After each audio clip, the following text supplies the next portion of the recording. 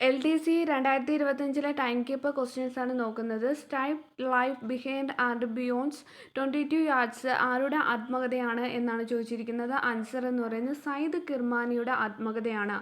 അടുത്ത question, I too had a dream ആരുടെ ആത്മകഥയാണ്? I too had a dream എന്ന് പറയുന്നത് വർഗീസ് കുര്യൻ്റെ ആത്മകഥയാണ്.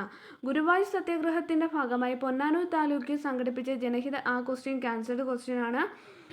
താഴെ പറയുന്ന നൃത്തങ്ങളിൽ ഏതിൽ നിന്നാണ് കഥകളി ഉത്ഭവിച്ചത്? ഏത് നൃത്തകലയിൽ നിന്നാണ്? രാമനാട്ടം.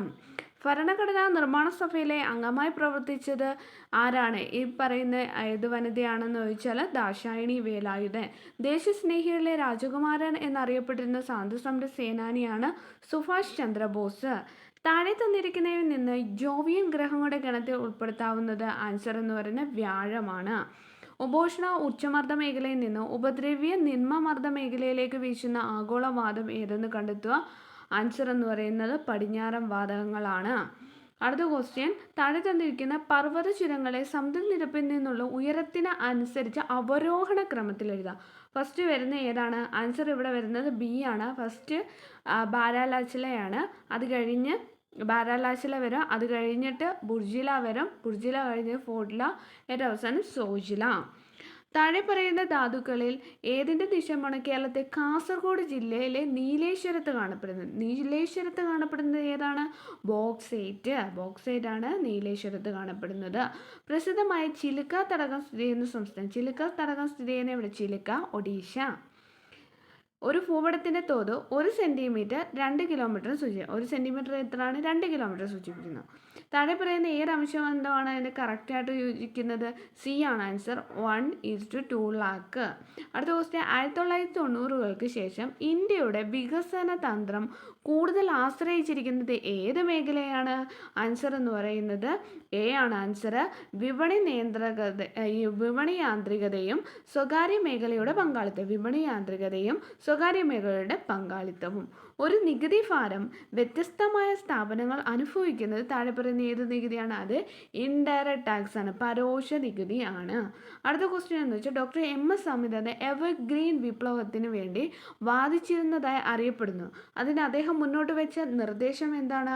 ആൻസർ എന്ന് പറയുന്നത് പരിസ്ഥിതി സൗഹൃദമായ കൃഷി, സ്ഥിരതയുള്ള ആഹാര സുരക്ഷ, ജൈവ വൈവിധ്യം സംരക്ഷിക്കലാണ്. ഇന്ത്യയിൽ ഗൂഗിൾ നികുതി എന്നറിയപ്പെടുന്ന നികുതി ഏതാണ്? ആൻസർ ഈക്വലൈസേഷൻ ലെവിയാണ് ഗൂഗിൾ നികുതി എന്ന് അറിയപ്പെടുന്നത്. അടുത്ത ക്വസ്റ്റ്യൻ, ഇന്ത്യയിലെ നിലവിലെ GST നിരക്കുകൾ എന്ന് പറയുന്നത് ഡി ആണ് ആൻസർ. ഫസ്റ്റ് വരുന്നത് 0, അത് കഴിഞ്ഞ് 5, അത് കഴിഞ്ഞ് 12%, 18%, 28. 0, 5, 12, 18, 28. അടുത്ത ക്വസ്റ്റ്യൻ, ഇന്ത്യയിലെ കാർഷിക ഉൽപ്പന്നങ്ങൾക്കായി ഒരു രാജ്യം ഒരു വിപണി എന്ന ലക്ഷ്യത്തോടെ ഇന്ത്യ സർക്കാർ സൃഷ്ടിച്ച വ്യാപാര പ്ലാറ്റ്ഫോമാണ്. ഒരു രാജ്യം ഒരു വിപണി എന്ന പ്ലാറ്റ്ഫോം എന്ന് ബന്ധപ്പെട്ടാണ് ഈ നാമ. കുറ്റം ചെയ്ത കാലത്ത് പ്രാബല്യത്തിലുള്ള നിയമപ്രകാരം മാത്രമേ കുറ്റവിധേയനായി ശിക്ഷിക്കാവൂ. ഒരു കുറ്റത്തിന് നിയമപ്രകാരം ഒരു തവണ മാത്രം ശിക്ഷ. കുറ്റാരോപിതനെ അയാൾക്കെതിരെ സാക്ഷി ആക്കരുത് എന്നീ തത്വങ്ങൾ ഇന്ത്യൻ ഭരണഘടന ഉറപ്പ് നൽകുന്ന ഏത് മൗലിക അവകാശവും ബന്ധപ്പെട്ടതാണ്? ആൻസർ എന്താണ്? ബി ആണ്, ആർട്ടിക്കിൾ അനുച്ഛേദം 20 ആണ്. അടുത്ത ക്വസ്റ്റ്യൻ എന്ന് വെച്ചാൽ 2003 ഭരണഘടന 92 ഭേദഗതി നിയമം ഭരണഘടനയുടെ 8ാം ഷെഡ്യൂൾ ഭേദഗതി ചെയ്ത് താഴെ പറയുന്ന ഏതൊക്കെ ഭാഷകൾ ഉൾപ്പെടുത്തി?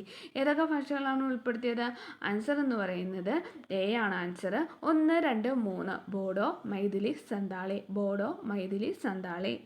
അടുത്ത ക്വസ്റ്റ്യൻ എന്ന് പറയുന്നത് ഭാരതീയ ഭരണഘടനാ പ്രകാരം ഇന്ത്യൻ പൗരന്മാരുടെ മൗലിക കടമകൾ താഴെ പറയുന്നവയിൽ ഉൾപ്പെടുന്നുണ്ടോ എന്ന് പരിഗണിക്കുക. ഭരണഘടനയിൽ ഉൾപ്പെടുന്നവ ഏതൊക്കെയാണ്?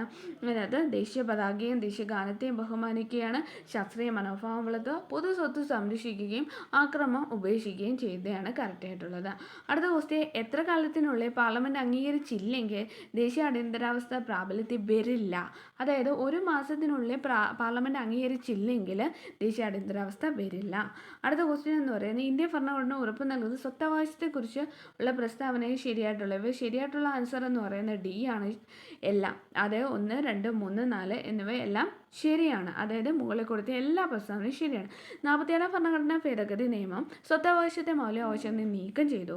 ആർട്ടിക്കിൾ 300A പ്രകാരം സ്വത്തവകാശം ഇപ്പോൾ നിയമപരമായ അവകാശമാണ്. ഇത് എക്സിക്യൂട്ടീവ് നടപടിയിൽ നിന്ന് സ്വകാര്യ സ്വത്തിനെ സംരക്ഷിക്കുന്നു, പക്ഷേ നിയമനിർമ്മാണ നടപടികളിൽ നിന്ന് സംരക്ഷിക്കുന്നില്ല. എന്താണ്? നിയമനിർമ്മാണ നടപടികളിൽ നിന്ന് സംരക്ഷിക്കുന്നില്ല. ഒരു ന്യൂനപക്ഷ വിദ്യാഭ്യാസ സ്ഥാപനത്തിന് സ്വത്ത് സംസ്ഥ ഏറ്റെടുക്കുമ്പോൾ നഷ്ടപരിഹാരം നൽകണം.